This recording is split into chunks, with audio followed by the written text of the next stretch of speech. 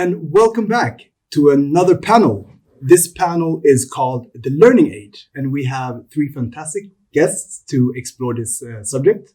We have Paulina, Sofie, and Lotta. We can start off with a brief introduction of yourself, and then we can dig into the questions. Starting from here. Sure. So I'm super happy to be here. My name is Sofie Nabseth, and I'm part of the core team at a AI and learning company called Sana Labs. When I'm not doing that, I'm also part of the Women in AI community and the ambassador here in Sweden, working for a more gender equal society in AI. Brilliant work. And I'm Paulina Modlitba. I'm an angel investor in Aline, actually. Yes. So I can now call myself an investor as well. But apart from that, I have a tech background, studied and did research at KTH and MIT Media Lab. And for the last 7 years or so, I've been running my own business as a consultant. I do a lot of building conferences. I love meeting people and encourage people to meet and exchange, experiences and knowledge. And I talk and I facilitate. And yeah, I'm involved in business development projects. And there's nothing that I don't do. Yeah, multi-talented. Exactly. So I'm Lotta Saxe, and I'm super excited to be here and with you guys. I loved the Women in Tech, both this year and last year, but especially last year when we were there. Yeah, which is one of the conferences that I work on. Exactly. Yeah. So I work in recruitment and consultancies as well, within specifically communication and marketing and design. That kind of area. I also teach, so I'm an industry leader at Hyper Island and school here in Stockholm. I've been at Berg School of Communication as well for many years previously. So I'm a little bit of everything. I've been in the communication industry for 20-something years in some way all the time. So both on the client side and the agency side. And now I passed to recruitment, which is super fun. All right. Yes. And this panel is called The Learning Age, tying into the information age and knowledge work. So I want to start off with a question where we can explore sort of what do we see when we speak about the future of work? What do we see as a future of work in this information age? And I'll pass this to you, Paulina, to start there. Oh, we will see a much more sort of fast-paced, complex, but also more fun and diverse world where learning is everything. I mean, learning has always been important in changing and leveling up and all these things, but it will be even more important. And one of the reasons why I thought, why I wanted to invest in Aline, for example, we've had long discussions about this, is that we have to change our way. We have to learn so much more and so much faster. Another side of that is that we also have to reconsider the learning that we're already doing. So the books we read, the podcasts we listen to, the conferences that we attend, everything should be considered learning and not just official classes where you get a diploma or a master class or whatever it is. So, there are so many aspects to it, I'd say. Oh, yes. It's a more dynamic future of sorts. And how do you see the individual in this future? I think, just to add on to Paulina's point, I think with all of this, there are actually a lot of things that we have to unlearn as well, since the pace of learning is going to be so fast and we have to become really effective, or organizations have to become really effective with upskilling and reskilling. But in that, we also have to become quick at learning, but also quick at unlearning the old habits and ways of doing things. And that's a learning in itself, learning to unlearn. Yes, exactly. But I think for the individual, I think it's going to be, I hope it's going to be personalized so that it is really focused on the individual. Yes. And we're coming from this time when learning, or perhaps the more traditional learning that you just mentioned, sort of the classroom-based, has been the same since the industrial era. And I think, quite ridiculous. Yeah, and that's what we're here to change. I think both the companies like Aline and Labs and such. I agree, and I think that from my point of view as a recruiter, it's super interesting to see how the focus for the individual kind of shifts from what are my kind of experiences, what have I done, what have I learned, and more towards potential, right? So it's more like, how fast can I learn? How adaptable am I? And if I encounter something that I don't already know, what's my attitude towards that? And we're looking for that. Very, very often it's like, you want someone who's, they don't know something, they're just going to go learn it. Yes. They're not waiting for their boss to kind of give them a course that they're supposed to take in the evenings. They just learn it. Yeah. Oh, yes. The way they can. I believe a lot in that. And it ties into being passionate about this, wanting to apply yourself as well. Yeah. But if we go back to the skills, sort of, you want to show your ability, but you also have to have specific skills and competencies. What do we think are relevant, the top skills, let's say, to learn today? I'll start with you. I think it's like, so many people would say coding, and of course that's an important skill, but I think that the soft skills are even more important. And I think that just, if I had to rank skills, I think that self-leadership is the most important one, because that's kind of what lies at the base of everything, of learning and of being a part of a company, and being able to adapt to new situations. So that would be my kind of top priority, I think. Yeah, I'd say people who can coexist with technology and robots, and because that's definitely going to be that's already, that reality is already here. So as a doctor, you have to be able to coexist with AI platforms, providing you with information, and then it's up to you to make a final decision, and also be sort of a human in this. And you're also in charge of the sort of relationship with the patient. So that's where the soft skills come in. Yes, but definitely still a lot of tech. Because again, you're coexisting with technology, so everything is tech. So it's both collaboration with other humans and collaboration with technology as well. Yeah, definitely. But I think also on that point, for the soft skills, it's around empathy. And as of today, we don't know that technology can learn empathy. Maybe it will one day, but I think so far that's definitely one of the things that we know computers can't learn today, and that's going to remain one of the most critical skills for humans. And then also being able to learn and be quick at this.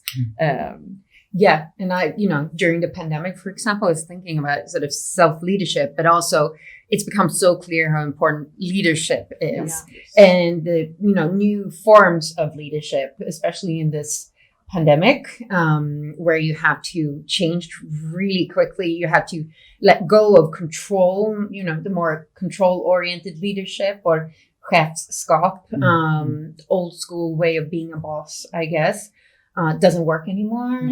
I just heard somebody mention that apparently women have been better leaders during the pandemic. I don't know if that's true. I haven't seen actual numbers, but I think it's related to the empathy. And I've actually read this as well, regarding empathy being the most important skill that you can have as a leader. Exactly, because again, it's not just about the work. It's very obvious that you have to understand what your employee is experiencing, sitting at home, anxiety, isolation, all these things. So it's very complex. I think also, to add to what you were saying, it's we see very much that something that is so needed is, yes, this kind of ability to coexist with tech, but also like just a general digital savviness or something, being, having an idea of how things work, because that's kind of essential in any role. For sure, today. for sure. And I think that's really around understanding, as you're saying, how to be able to use something. Yeah. And imagine if we look back and we taught everyone HTML when that came. Okay, what would the world look like today? Yeah, but also like you can't ask of people, well, you need to know this specific like technology or this specific tool, because tomorrow there's going to be a new tool. Exactly. Right? Yeah, exactly. Or programming language. Yeah, exactly. So it's more about a mindset. Yeah, we're understanding the concept. Back to this sort of ability and interest to apply yourself. Yeah. And it sounds like, or there is a huge need to learn. So the learning need is very high, but for an individual who might be overwhelmed of hearing, oh, shit, I need to learn all the time. How do we integrate learning in our lives? Like, what's some tactics to actually get it into the flow of our lives? Yeah, I think differentiating the critical need to learn versus nice to learn. Oh, yeah. And I think that's critical for all of us. Since we're overwhelmed with information, we need to be able to determine the difference from what's going to be useful today instead of selecting all of it. We need to prioritize, and that means deselecting. And do you have to sort of understand or try to understand where the future might be heading? So you're trying to of course, forecast as well in that? Yeah, I think, I mean, of course, that's a good idea. But no one knows what's around the corner at the end of the day. Of course, we can make predictions around these being the top jobs needed for 2030. But at the end of the day, what if something happens 2027? We don't know what's going to be that effect. Like the pandemic, for instance. No one foresaw that. I know a lot of companies now, when, again, innovation happens so quickly, it's impossible to foresee the future. What you have to do is you have to prepare and map a number of scenarios, and so that you're like half prepared. And when you realize what's actually happening, oh, this pandemic is actually a reality now, then you act on that scenario. So it's more, about preparing than actually knowing the future. So contingency plan, sort of. Yeah, and it really increases your resilience once it happens. Yeah. And I think that's line. Sorry for interrupting, but it comes back to the reskilling of organizations. That organizations who have tried reskilling once, they're much more likely to be able to reskill again. So now that a lot of companies have done it during the pandemic, it's going to be easier the next time they have to reskill for something. And I think also, to add to what you were saying, Sofie, that of course, kind of being able to see what's important to learn, but also follow what you like to learn. So more kind of lust driven, I see in general, like we were talking about the future of work, I think it's going to be more lust driven. And I think it's important to kind of learn things that you want to learn. So, yeah, and I was thinking about coming here, like, how do I learn? And I think that it's like what you were saying, you listen to things, you just take it in. And I realized that I've been redefining my own learning in the past few years, because before maybe I had kind of higher expectations on myself, like, okay, if I'm learning, I need to write it down, and I need to take a test, and I need to make sure that, and now it's more like, oh, I heard that the other week, so I learned it. Now I know, and it's more of a curiosity, I guess, kind of having always this, when you pick up on something that sounds interesting to listen. Yeah, but also when I think about sort of me studying for like until I was 28, the amount of books and, just knowledge and learning that I had to do, I learned so much that I never actually will use. And that's an important part of, for example, platforms like Sana Labs too, the personalized learning, that it becomes more fun when you use platforms and technology to understand, number one, what, your way of learning, so that it becomes more natural, but also what you actually have to learn, like what gaps you have, which makes it much more efficient. So that's another way of making it more sort of graspable and less stressful, I'd say. Oh, yeah. Yes. So not learning just for the learning's sake, but having output for it to be able to create, produce, and create opportunities, rather. Yeah. And you mentioned we've been talking about organizations here. Yeah. What do we say to organizations who think learning is just a nice to have? That's it. Learning.